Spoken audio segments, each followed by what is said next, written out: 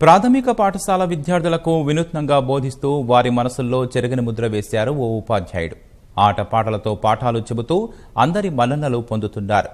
మూసధోరణికి స్వస్తి పలికి విద్యార్థులు కష్టంగా కాకుండా ఇష్టంగా నేర్చుకునేలా సరికొత్త విధానాల్లో బోధిస్తూ ఆదర్శంగా నిలుస్తున్నారు. ప్రాథమిక పాఠశాల పిల్లలకు ఆటలు, పాటలు, కథల ద్వారా పాఠ్యాంశాలపై ఆసక్తి పెంచుతున్నారు రమేష్ అనే ఉపాధ్యాయుడు. యాదాద్రి భువనగిరి జిల్లా వలిగొండ మండలం పహిల్వాన్పూర్ ప్రాథమిక పాఠశాలలో ప్రధానోపాధ్యాయునిగా పనిచేస్తున్న రమేష్ విద్యార్థుల మనసుకు నచ్చే విధంగా బోధనలు చేస్తున్నారు.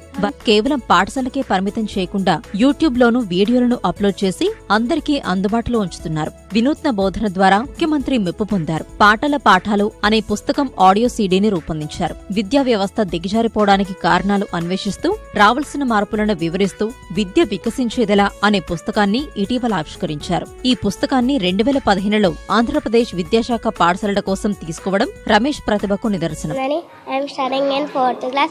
మా సారు ఆట పాఠాల ద్వారా పాటలు నేర్పిస్తాడు. చాలా అర్థమయ్యేటట్టు చెప్తాడు. రమేష్ సార్ రాకముందుకున్న బుక్కులు చెప్పేటప్పుడు నాకు అర్థం కాకపోయి ఈసారి వచ్చినాక పాటలతో పాట చెప్తున్నాడు. నాకు చాలా మంచిగా అర్థమవుతుంది. పాటలు కాకుండా నాకు ఆటలు కూడా నేర్పిస్తున్నాడు. ప్రభుత్వ పాఠశాలల్లో విద్యార్థుల సంఖ్య రోజురోజుకు తగ్గిపోతున్న నేటి రోజుల్లో ఓ ఉపాధ్యాయుడు విలక్షణ బోధనతో అందరినీ ఆకర్షిస్తున్నాడు. నల్గొండ జిల్లా దుబ్బాక ప్రభుత్వ పాఠశాలలో ఉపాధ్యాయుడిగా పనిచేస్తున్న ఈయన పేరు రమేష్. గ్రామంలో ఇంగ్లీష్ మీడియం లేకపోవడంతో ప్రైవేటు స్కూళ్లను ఆశ్రయిస్తున్నారని గ్రహించిన రమేష్ తమ పాఠశాలలో కూడా ఇంగ్లీషు సబ్జెక్టులో పిల్లలు రాణించేలా ప్రణాళిక సిద్ధం చేశాడు. తోటి ఉపాధ్యాయులతో కలిసి విద్యార్థులకు అనుగుణంగా ఇంగ్లీష్తో పాటు ఇతర సబ్జెక్టుల్లోనూ మెళుకువలు నేర్పడం మొదలెట్టారు.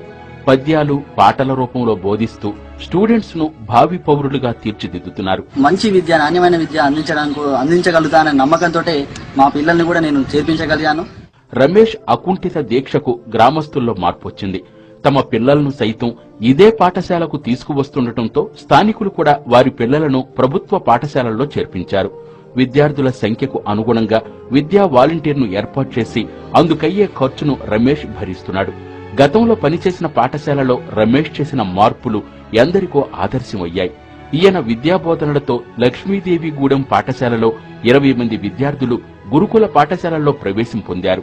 ప్రతివారం విద్యార్థుల తల్లిదండ్రులతో వారి ప్రోగ్రెస్ ను వివరిస్తూ ఆదర్శమయ్యాడు. రమేష్ గారు పాఠశాలకు ఇస్తున్న సేవలు విజ్ఞానంతోనే వికసించు జగత్తు, పసిపిల్లల చదువే దానికి విత్తు.